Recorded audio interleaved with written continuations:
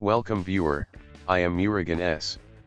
This video tutorial describes how to create Windows 7 system image. Click Start, Control Panel.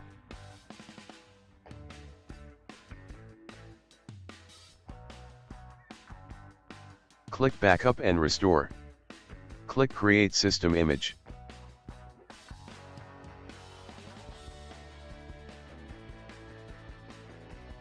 Select hard disk, DVD or network location.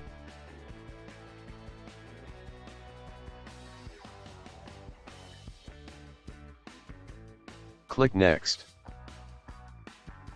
Click Start Backup.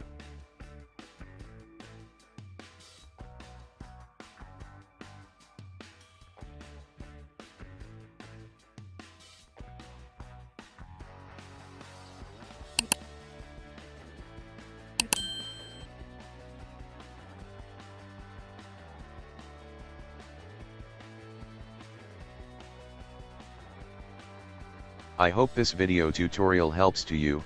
Please like, share and don't forget to subscribe my channel. Thank you very much. See you next video.